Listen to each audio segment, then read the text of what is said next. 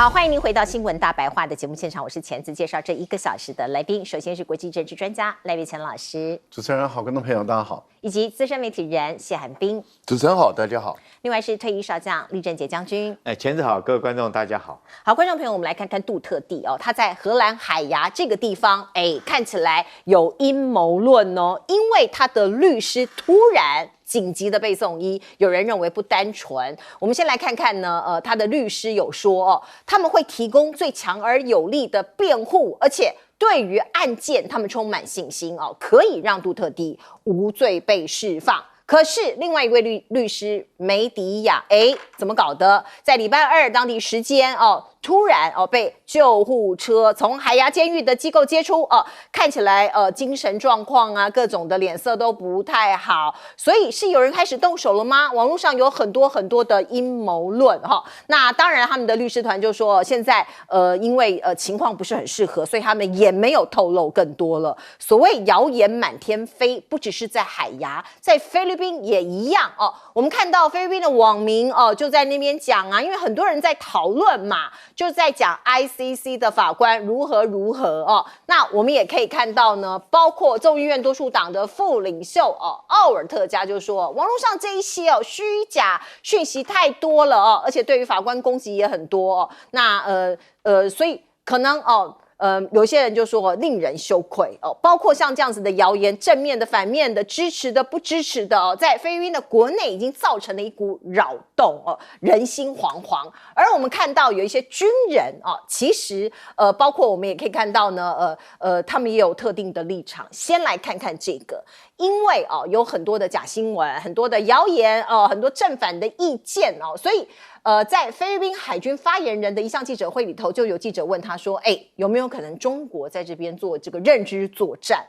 破坏国家稳定所以你看到菲律宾商报，这是一个华文报纸，他就特别说，杜特地被捕后出现假新闻，这也要怪中国吗？因为当地蛮多华裔的一些菲律宾的这个民众都在讨论。那另外是有人在刻意把风向带向中国吗？因为过去必须讲杜特地他跟中国大陆那个时候他执政的时候交情是不错跟中国大陆的一个这个商业往来也很频繁。那我们看到呢这个军方这里有士兵辞职抗议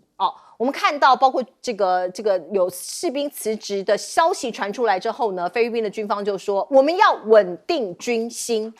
不要因为杜特地被捕而出现动荡。所以你可以看到从民间、从商界、从军方看起来都因为这一波政治上面的两大家族的互干而发生了很多很多社会上的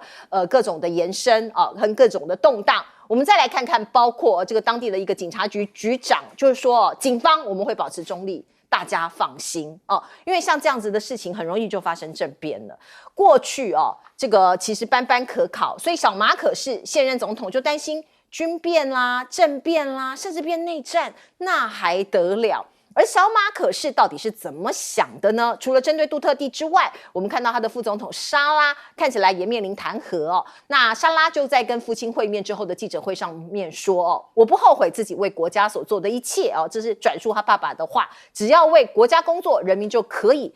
看到他为国家服务的成果。那您看到包括舆论战现在都还在进行，可是呢检察官必须讲菲律宾他们的司法体制是独立的呀，他们的总检察官现在说我要回避，为什么回避？因为他提出来了，他说这个菲律宾政府不承认国际刑事法庭 ICC， 这个过去我们也在新闻大白话中说过在2019年的时候就退出了罗马规约，所以你是依据哪一条法把你的前总统送到 ICC 呢？所以这一位检察官，总检察官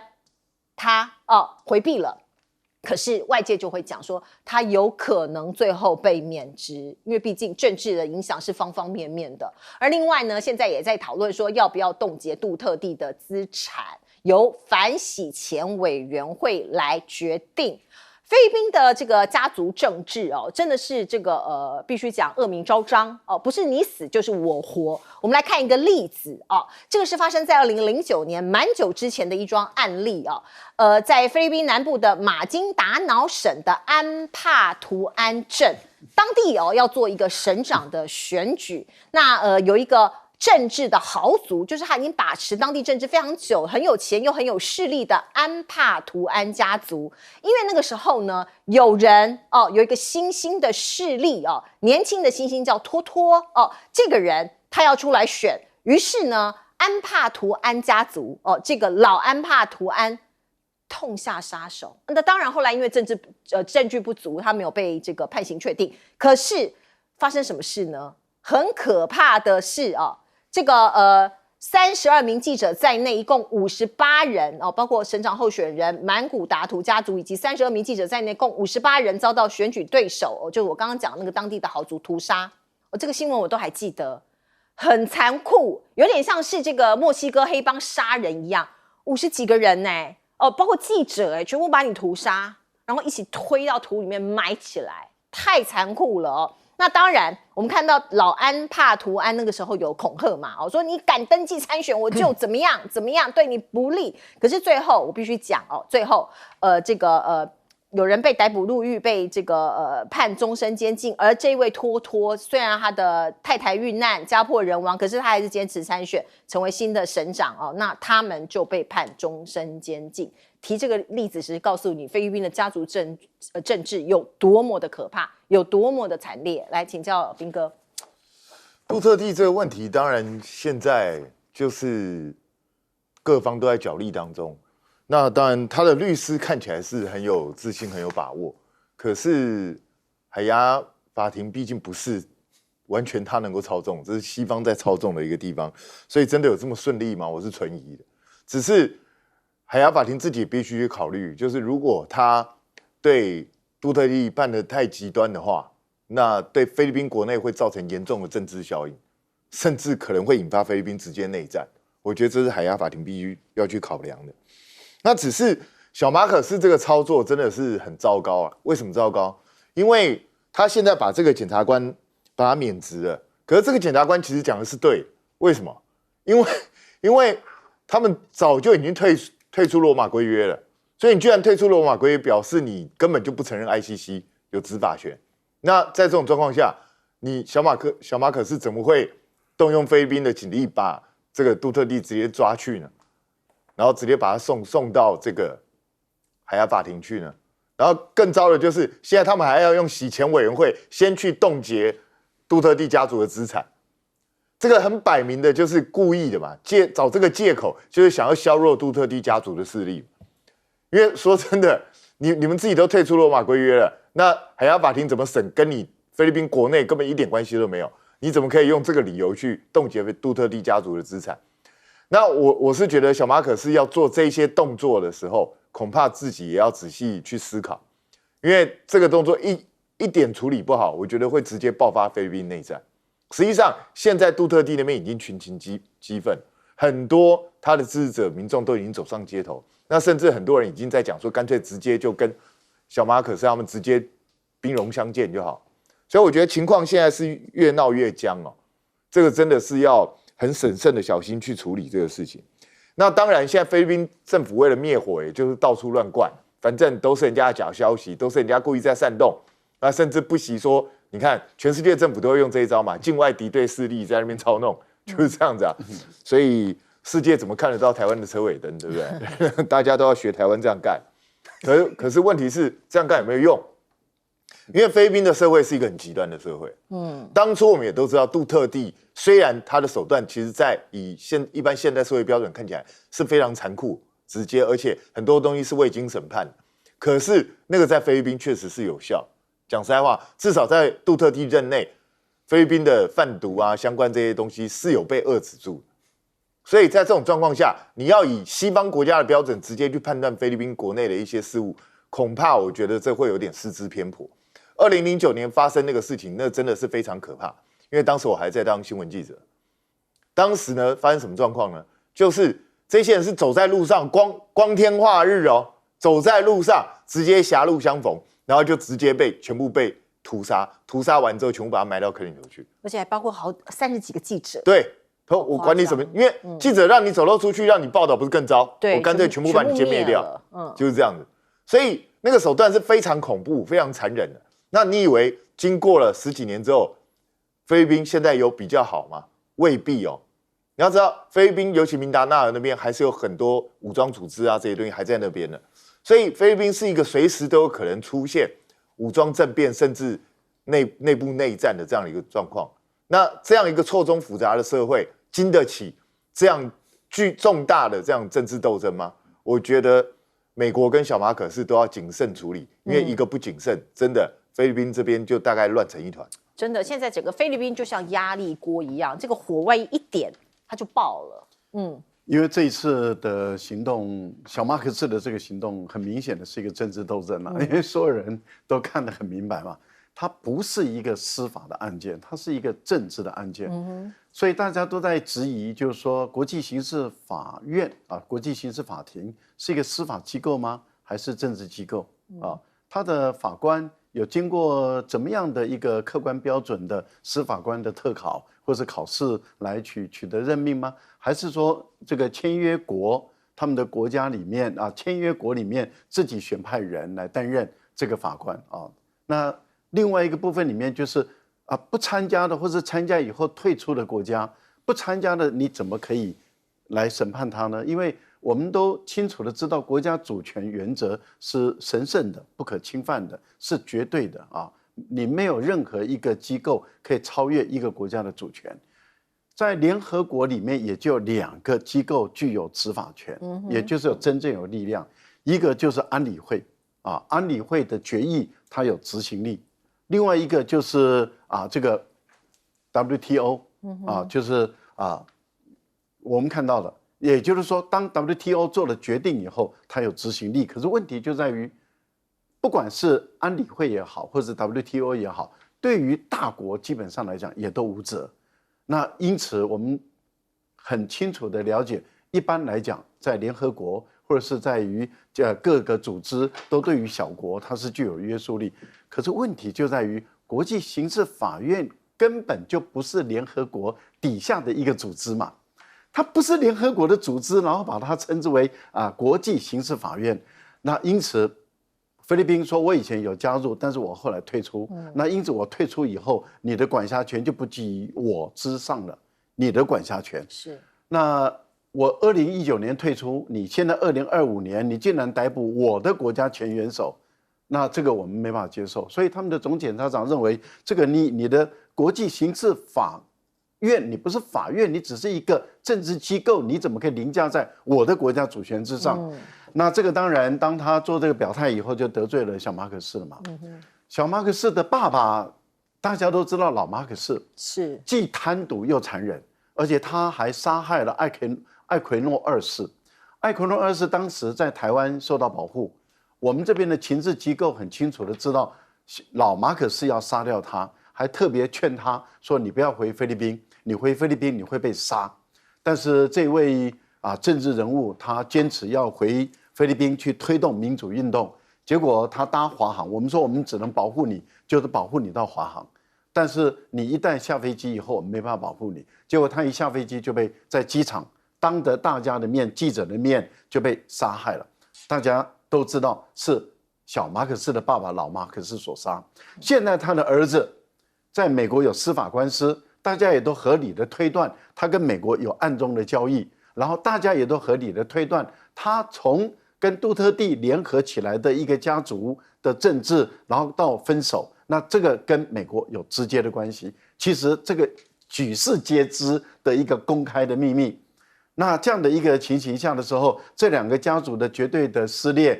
跟美国有关，然后美国恨杜特地，这个大家也都知道，从特朗普就恨他，到拜登，一直到现在的特朗普还在恨杜特地，所以小马可仕等于是美国的另外一个工具来整肃这个杜特地的家族。因为今年的选举很关键，第一个是参议院国会的选举，国会的选举如果杜特地的家族跟他的同盟者获得胜利的话，这个对于小马可仕的执政就会出现问题，对于美国在菲律宾的这些基地跟美国在菲律宾的国家利益，也就是要来遏制中国的发展的国家利益，就受到了牵制了。第二个就是老马可仕如果又回去选上了达沃市的市长，然后他的小孩都当选了国会议员，那他的女儿下一任的总统就眼看着在望了，那美国的国家利益就丧失更多了，因为这个家族如果要重新回来当总统的话，那美国在菲律宾的9个基地可能又要被扫地出门了。所以所有的分析人员都知道，背后涉及到美国人的利益在里面。小马可仕这次的出手，就是要赶在他们的国会选举之前，赶在他们的地方选举之前，把这个杜特地的家族整个铲掉。是，没错。国际刑事法院这个政治机构就变成一个被利用的工具了。一个被利用的工具，您想想看，自毁自己的形象。他本身已经很没有信誉了，结果现在搞得更没信誉。不要忘了，他起诉的可是一个在菲律宾备受爱戴的总统，卸任的时候都还88%的支持度，很少有这么一个总统卸任的时候还有88%的支持度。而这样的一个总统，我们看到的结果是怎么样呢？竟然菲律宾政府的法院都还在，也没有违反菲律宾的法律，而他却被国际刑事法院起诉。这个法院真的是他本身就该被起诉。是，来，请教将军。我觉得我们从这个莎拉讲那句话哦，杜特地告诉他，我不后悔我替国家所做的事。那我们看看杜特地替他们这个菲律宾国家做什么事。第一个，我觉得他那个时候是大家都知道他亲中，为什么他亲中？因为他知道他搬不走嘛，他就在中国的旁边。那很多贸易上面、经贸上面，他尤其是国家的基础建设，必须要靠中国的帮忙，所以他愿意亲中啊。这第一个。第二个，他为国家做什么事？他为国家这个创造一个比较好的一个治安的一个情形。我们从他虽然说讲说他违反人类罪，这未经审判，这个枪杀了1万多个毒贩，但是你换句话看，有1万多个毒贩，这个国家有多乱啊？乱到什么程度？那所以说，我觉得他做这些事情来讲的话，事实上是替这个菲律宾的人民，让他们有一个这个治安比较良好的一个环境，那另外一个良好的一个经济环境，这是我认为他替国家所做的事情。那枪杀这1万多个毒贩来讲的话，其实我们有一句话叫做“不使霹雳手段，难显菩萨心肠”。那就像是我们台湾这边一样，如果我们台湾这边一天到晚在那边这个废死啊干什么，结果你将这些杀人犯释放出来，让他去做更多的这种违反人性的事情，那我相信人民来讲会支持谁？那一定是支持这种这个使出维护我们治安、维护公理正义的这一方。那再来我们看一下这个现在杜特地来讲的话，有没有可能菲律宾有没有可能发生军事政变？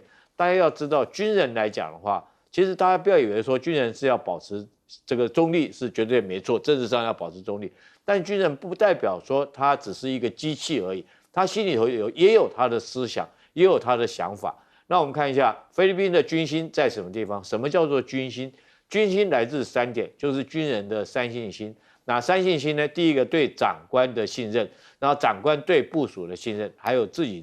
对自己的自信，这3信心。所以我们看一下杜特地当初他扛下这句话，他在这个法庭里面讲说，所有责任到我这边，所以我来扛。我觉得光他这句话大概将菲律宾的所有军心都已经收买了。所以后续来讲的话，我觉得小马可仕，你不是在替菲律宾的人民、替菲律宾这个国家做事，你是在替美国做事。那菲律宾人民、菲律宾的军警看得出来看不出来？他们看得出来。是，普京跟川普通话了，时间是在台北时间的晚上大约11点钟左右。那2个人谈的什么？重点在乌克兰。我们先来看看呢，这是克林姆林宫在18号宣布，双方预计在当地时间的下午4点到6点也就是台北时间我刚刚讲9点到11点通话2个小时。可是为什么一直拖到11点才开始通话呢？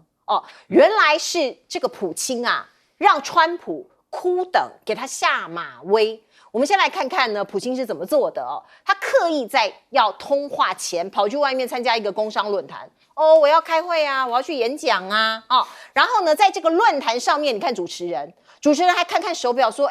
总统先生，你不是要跟川普有通话？你们不是要讲电话吗？怎么搞的？你还在这儿？你要不要回去克里姆林宫啊？结果嘞，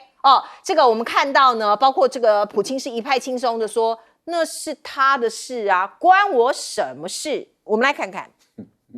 По заявлениям Дмитрия Сергеевича Пескова, ваш разговор должен до 18 часов состояться с Дональдом Трампом. Не знаю, насколько он...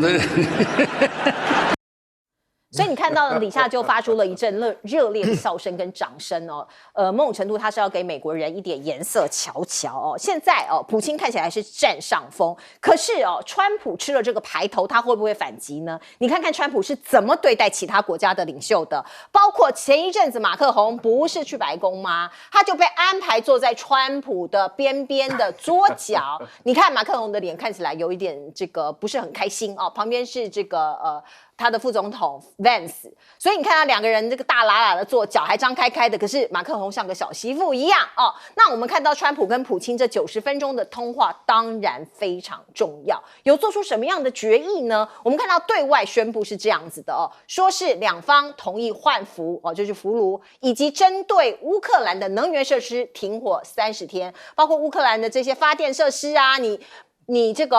俄罗斯你不能炸哈，而且呢。这个俄罗斯是强调说，你乌克兰不能够利用这段时间重整武装。另外呢，战俘的交换，还有黑海停火，以及全面停火，还有永久和平等议题进行技术性的协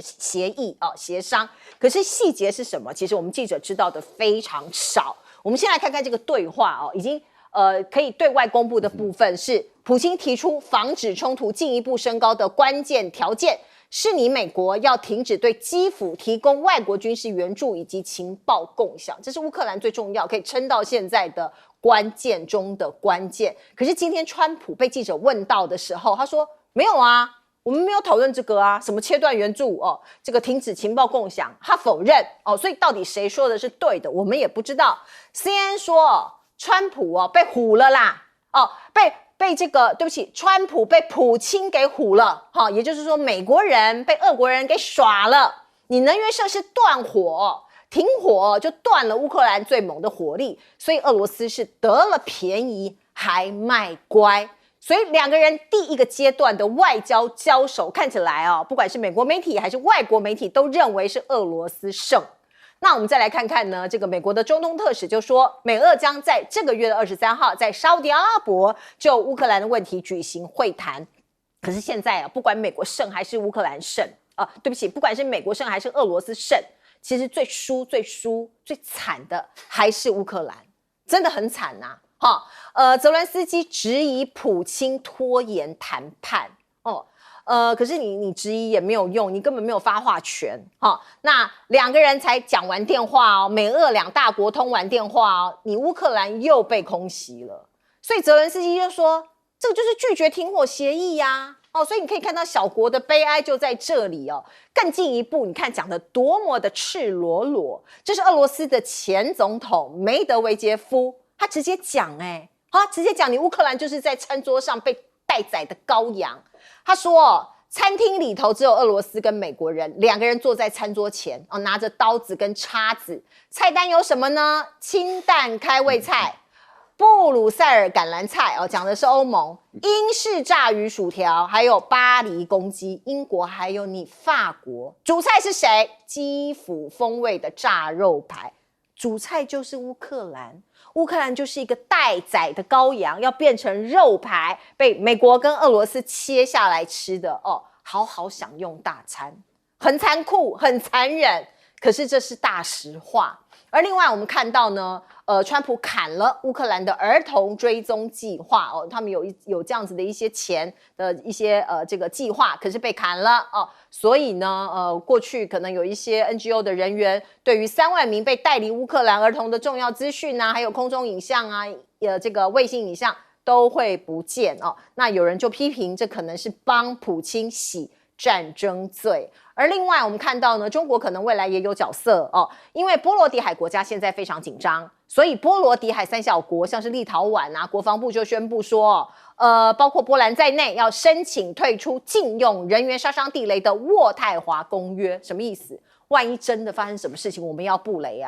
以因应国防需求。而另外爱沙尼亚的军费增加到 GDP 的5%现在是北约的第2名。而另外呢，说是要有维和部队嘛，就是在战后加入乌克兰战后的维和部队。那英国说有30国想要加入，其中包括中国中国说也要参与重建。来，请教赖老师。美国在这段时间羞辱法国，真的是不遗余力哈。除了当面直接在全世界的媒体面前那当然包括法国的媒体面前直接羞辱法国人的总统把马克龙放在他的办公桌的一个咔咔角比他的副总统的位置还不如这个真的是一个极尽羞辱之能事。最近白宫的发言人也说了如果没有我们美国你法国人现在说的是德语这个也是很羞辱了那也就是说，你应该对我感恩你要对我说谢谢如果没有我们美国人出手帮忙的话，你们法国人现在就被德国人统治法国经过这么多年的统治，你们应该不会说法语了吧？应该只会说德语了吧？可是我觉得美国人也应该要谢谢法国人如果没有法国拉法叶将军他们当初的军事援助跟训练美国的这支部队的话，美国现在没有总统了，他们就有总理他们还是大英不列颠帝国底下的一个州一个美国州而且他也不可能那个从东边的13个州并吞了整个西边，然后再把墨西哥吃下来然后吃掉加州跟德州跟西墨西哥州那也不可能去吞掉这个夏威夷。夏威夷理论上讲现在应该是法国人的，因为当初是法国人进入了夏威夷。夏威夷原本是一个王国后来是被美国人并吞所以我个人是认为说，如果没有法国，就不会有今天的美国。美国也应该要对法国人说谢谢了要感恩，要满满的感恩的心这个大家都彼此感恩。但是我坦白说，每一个国家帮每一个国家都有自己的利益。美国人当初帮法国人、英国人去打仗是美国人的利益，法国人当初帮美国人去打仗打英国是法国人的利益，所以每个人都是为了自己的利益，都不用要别人感恩，因为大家都清楚那现在的情况是这样子，川普不但羞辱了法国，他也羞辱波兰的总统他让波兰的总统在白宫的走廊哭等了也是1个小时。现在普丁就当着全部的面前，他是告诉他们的企业家说我更重视你们，川普不是一回事，我更看重你们。所以当主持人问他说你是不是总统先生是不是应该赶回去接电话不重要，你们比较重要他这句话言下之意就是如此，当着全世界的面前羞辱川普，而川普还很开心。你看我达成协议了，我说30天的停火确实有了，但是只有在基础能源设施。可是对于乌克兰人来说的话，我们现在冬天快过来，我们准备进入春天了，我们的供暖设施已经开始在结束了，我们那个能源设施没有那么要紧。可是我们现在乌克兰的无人机专门打你俄国人的炼油厂，那是基础能源设施你俄国的经济损失比较大，你什么叫我们不要打了呢？这个所以到底是谁赢谁输？我想大家CNN 是认为说川普又输了。好，对，那唯一有一个交代的就是冰球之旅。这个因为我们都知道，过去中美建交的前沿就是有个乒乓外交，然后现在会有一个这个冰球外交。因为2国的元首同意这个来一场这个冰球比赛。那现在到底是在美国比还是在俄罗斯比？这个才是最有趣的冰球外交。这个我还不知道。来，彬哥，普丁是惯性习惯让就是对手等待他了，这个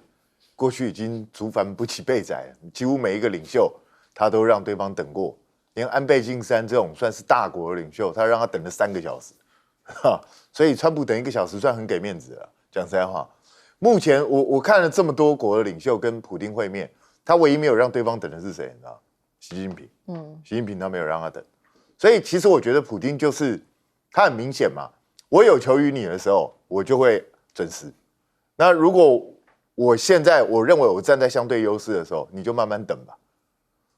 所以我觉得普丁的态度已经非常明显。那可是很多人，包括 CNN 认为说，这一仗双方通电话这一仗是川普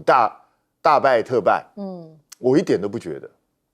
因为如果你要说川普是败了，就是那你必须认为说美国是有所求了，所以美国才败。可是美国已经拿到他想要的了，美国要的是什么？美国要的真的是乌克兰和平吗？其实不是，美国要的是乌克兰的矿产协议。那至于说对川普来讲，你俄罗斯当然最好能够签和平协议，但是只要你开始一点一滴让步，川普就可以回去吹嘘了。所以他现在就可以回去吹嘘说，你看我有进展了，他们现在已经答应至少对能源设施不再攻击了。那至于普丁会不会真的这样做，其实大家都知道，很多国家之间停火协议都随便讲讲。那普丁果然跟他打完电话，立刻又去攻击了一阵。那什么时候会正式开始停火，其实没人知道。那到底是只限于能源设施，还是全面性的停火？我觉得这个都还有得谈。因为我觉得大家去试想一个东西，你现在站在普丁的立场，你会想要立即停火？我想根本不会。我现在刚拿回来库斯克，刚好乘胜追击啊！我继续能够多拿一点就是一点，给乌克兰的压力越大，我未来在谈判桌上我的态势就越高，何乐而不为？那对乌克兰来说，你不接受也要接受，因为情况已经容不得你不接受。所以我觉得这个才是乌克兰现在面临的困境，因为美国可以随时断乌克兰的后援，可是没有人能够断俄罗斯的后援，所以俄罗斯就可以慢慢打。那时间是不等人的。那当然，梅德韦杰夫讲的这个就已经直接挑明告诉大家，现在你基辅就是菜单上面的菜啊，你就等着美俄慢慢来享用啊，你已经没有得挣扎。所以大家看到以后世界可能就进入强权统治时代，大家就是直接比拳头大，看谁拳头大谁说话算话。可能过去我们大家这几十年假装的公理正义，大概全部都付诸流水。这就是川普带来一个改变。那至于说波罗的海这些国家，你认为他们是伸出援手吗？不是、我觉得他们只是想自救而已，自保吧。对啊，因为他们有什么能力伸出援手吗？是，来请教将军。我觉得这是这个普京跟这个川普两个人的会谈哈，我可以说川普是输了面子又输了里子，那普京是赢了面子又赢了里子哈。怎么这样讲？第一个就从这通话里面，他让他等1个钟头，等1个钟头也就算了，对不对？他还公开说我就是要让他等1个钟头。我觉得这个桥段哈是普京刻意安排的，故意让那个来提问，然后目的在羞辱你川普。那川普怎么办？就吞下去了嘛。因为我们知道这场俄乌战争事实上就是美俄两国在打的不只是军事上面，还包括到外交战，包括到金融战、经济战，这个整个全面的一个战争。那现在很明显的，美国已经这个失去了上风，尤其是说我们从川普他特别讲出来。他说这场战争本来就不应该发生哈，而是前一个就是讲拜登了，这个你造成的战争现在打败了，变成我在这边替你收拾擦屁股。那为什么我说输了理？大家看看这个和谈的内容，我跟各位解读一下。这个停战30天，乍听之下好像双方能够获得和平，事实上这个怎么看呢？第一个，能源设施双方不要打，那能源双方设施不要打，这个普京现在来讲的话，他不需要去打你。乌克兰的能源设施了，因为他马上占领这个地方，他干嘛去打你能源设施？这是将来我要用的东西啊，反而是说乌克兰现在你不能打我的能源设施，也就是说我的燃料、我的补给可以源源不断的来支持我的战争，这是第一个能源设施。第二个他讲的很有意思，黑海现在是谁在占便宜？我跟各位讲，黑海现在是北约跟乌克兰在占便宜。就是我们看一下哈，第一个我们在战争之中我们看到的，一开始的时候。这个黑海舰队，俄罗斯的黑海舰队，在这个克里米亚那边遭受到攻击，包括它的旗舰，黑海舰队的旗舰这个被击沉了，它有很多艘的运输舰也被击沉了，包括它潜舰也被击沉了，迫使这个俄罗斯的黑海舰队必须向后撤离它的这种攻击的范围，就是它的导弹攻击范围。那第二个来讲的话，它这个地方有一个东西经常被攻击，大家如果说不健忘的话，叫做克里米亚大桥经常被攻击。为什么这个桥经常被攻击呢？因为这条桥就是俄罗斯对这个顿巴斯地区的运输的主要路线。那当然，就北约国家对乌克兰来讲，要将这条桥给它炸断。那炸断过2次，现在来讲，如果黑海不准打的话，我试问一下对谁有利？当然对俄罗斯有利啊，你就不能打我的主要补给线啦，限制在这个地方。所以我觉得从这里面来看的话，事实上是俄罗斯占了便宜，那川普是这个输了面子又输了里子。那另外讲说是当俄罗斯如果说是这个打赢乌克兰之后，当然最早面临威胁的当然就是波罗的海三小国，还有这个芬兰跟波兰这5个国家面临最大的威胁，所以他们退出这个渥太华公约，准备在这边要部署地雷，这免不了，因为他们害怕这个俄罗斯对他来实施攻击。那现在来讲，有没有可能派维和部队？我认为根本就不可能派维和部队。维和部队，第一个你必须要占领这个地形要点。那现在来讲，整个顿巴斯地区一片空旷的平原，你去占这个地形要点。那第二个来讲的话，必须要这个交战双方都认可的部队。那我觉得现在来讲，这个很明显的，大概只有中国、俄罗斯可以认同啊，乌克兰大概北约国家也可以认同，这个国家可以保持中立，在这个地方维护双方的和平。但是我觉得这场战争现在来讲的话，大概还短期之内看不到结束，因为这个俄罗斯来讲的话，打得正顺心顺手，他一定会大口大口的继续吃啊，包括我预判的，可能打到敖德萨或这边打到基辅都很有可能。打到基辅都有可能。哇对。好，我们来看看另外2个大国的交手，美国跟中国。那我们看到，包括最近有一个李嘉诚的报道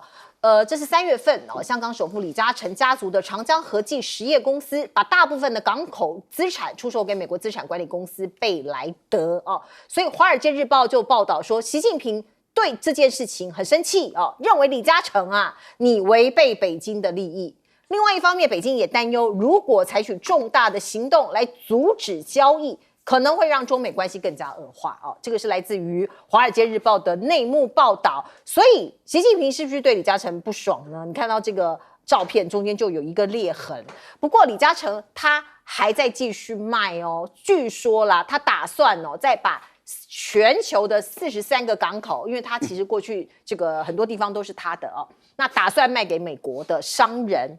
那这个李家超就是香港的特首，他就提出3点表态。他说，特区政府要求外国政府为企业提供公平环境和做公平的对待，反对胁迫施压手段，任何交易都必须符合法律法规的要求，港府会依法依规处理感觉他话中有话，是不是有人要胁迫他胁迫李嘉诚把一些港口的据点卖给美国商人呢我们看到2个大国在交手，在对弈有很多工具可以用，包括这个比亚迪。我们看到中国大陆说要推迟批准墨西哥建厂因为担心什么？比亚迪的技术泄露到美国。过去大家我们看到其实中国大陆有很多电动车的车厂在墨西哥设厂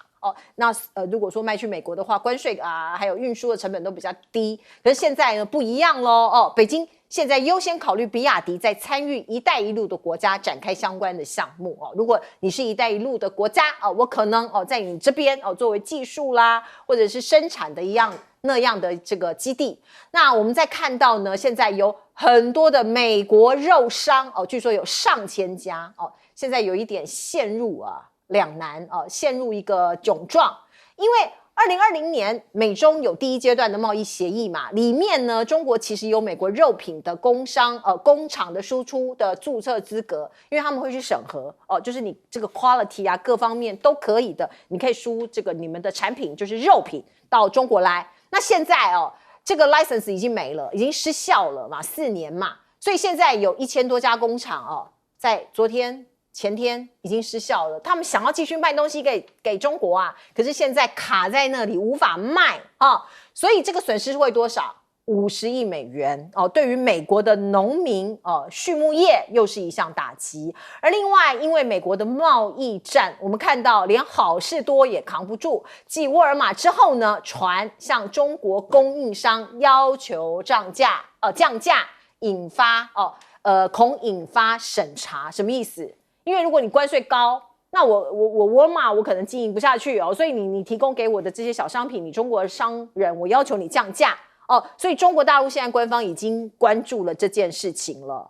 他们会很谨慎的来处理。所以你可以看到呢，这个贸易大战会延伸到一些民生的产品。而另外呢，在媒体方面，大家知道美国之音还有自由亚洲电台最近都暂停运作了，因为川普把他们的一些资金给这个砍了或者是暂停了。那现在呢，有很多包括美国之音跟自由亚洲电台的工作人员在全球的现在都休假，包括在台湾的也一样那中国外交部的发言人毛宁被问到这一题的时候就说，这些传媒在涉华报道方面劣迹斑斑，不是什么秘密，意思就是说这些电台像 VOA 这些媒体都一直在黑中国大陆那美国之音的员工就说，你看我们被停运我们很难过，可是全世界的独裁者在庆祝，在取笑我们所以两边的这个意见是完完全全不一样的。而另外我们看到包括这个加拿大现在知道对美国有一些抵制反制的措施，像是特斯拉的补贴我就给你取消这是多伦多市长，他是华裔的，叫邹智慧他说我们鼓励大家买电动车啦可是有例外如果你买的是特斯拉，我就不给你补助你买别的牌子 OK 的那很针对。而另外呢，新的加拿大总理卡尼上任之后呢，开始访问英国呀、法国呀要减少对美国的依赖这是他不断强调的点。他还说川普必须停止失礼的发言，我们两国才能够谈未来的关系。而另外呢我们看到呢，包括加拿大现在跟英国、澳洲、纽西兰展开密切的关系，要抗衡美国的关税战所以川普政府可能还要再拿出别的办法而这个所谓的态度软化打一个问号是关税争议，美国说是已经准备在 WTO 跟中国跟加拿大来磋商，所以他政策又有一些松动了吗？来请教。李嘉诚的这家公司把他的港口经营权卖给这个美国贝莱德公司贝莱德集团。这个部分里面也牵涉到几个国家政府的问题，也要等到他们的政府的批准那我们所看到香港的媒体的报道还有就是一些基金会的投资的基金会的一个报道，就是说现在贝莱德他还要经过美国政府跟他的国会的同意，也就是说港口的经营权不是你私人公司可以自相的买卖，它事实上是涉及到跟他的国家的政府跟当地国的政府都有关系，所以这个美国的这个厂商他还要经过他们的政府跟就是联邦政府跟这个国会的同意，另外也要经过这个巴拿马政府的同意，而李嘉诚的这个公司他还要经过巴拿马政府的同意以及自己的国家的政府的同意。可是看起来李嘉诚的这个动作在香港很有可能因为一国两制的关系，所以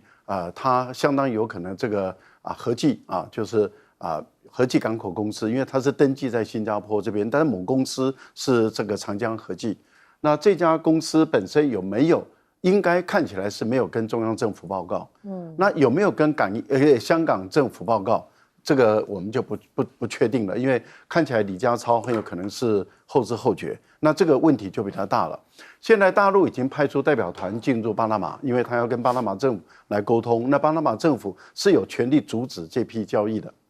所以我觉得变数都还在。但是我们从这样的一个论述里面可以看得出来，就是原来港口的经营权跟当地的政府跟自己国家的政府都有关系，所以我们才会说贝莱德他这边还是要经过美国的联邦政府跟他的国会的批准。那这个就让我们想起当时长荣到巴拿马，当时我们跟巴拿马有外交关系，他去经营的时候，后来你记不记得？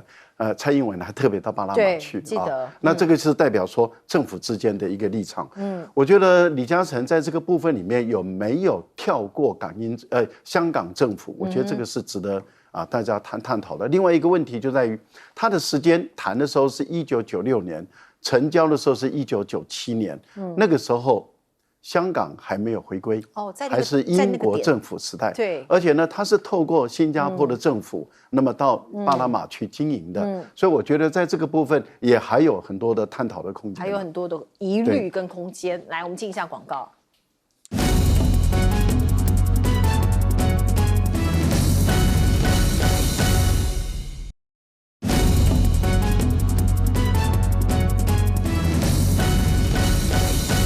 好，请教彬哥。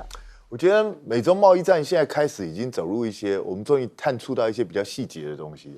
他们现在开始在各个层面开始大家互相讨价还价，然后也互相在亮剑，你有多少筹码，我有多少筹码，就互相在叫牌。那问题是现在还只是叫牌的阶段。其实你说他担忧比亚迪技术泄露到美国，所以暂时延宕这个墨西哥的投资跟合作案，其实我觉得不是他是故意的，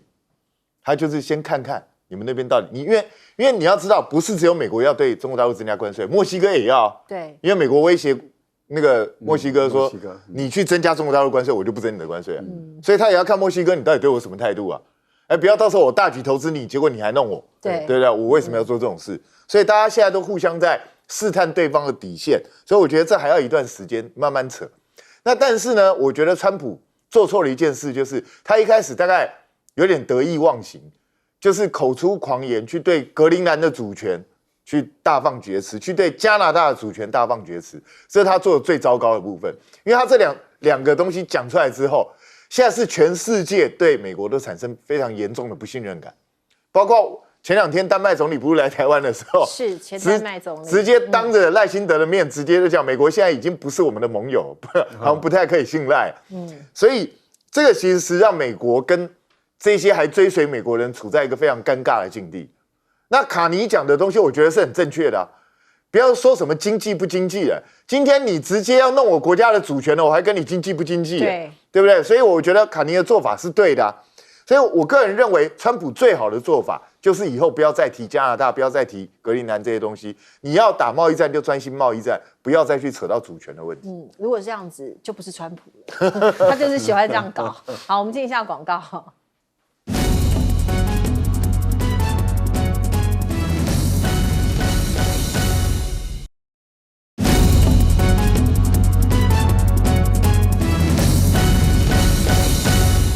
请教这个将军。我觉得这次来讲，如果说是李嘉诚将这个港口卖出去来讲的话，我觉得不只是巴拿马这个运河的两端总共有这个全世界总共有23个国家40几个港口，有122个泊位，那卖给贝莱德。那贝莱德如果说一定是听美国的指使嘛，这个在这种状况下，如果说他将来对这些港口实施限流，比如说我港口来讲的话，你中国船我让你慢慢排队进来我让你在外面等个3天4天，让人家靠，那整个航运会乱掉，你知道，因为我们知道航运来讲的话，这个你这条船靠港以后，它可能要分散其他的船，其他船货物要再运到下一个这个运输地点，那这整个都乱掉之后，我觉得对中国航运来讲是一个很大的打击，因为不只是巴拿马运河而已，而是包括全世界很多个国家港口，所以在这种状况下，我觉得中国一定要力争到底了，一定要把这个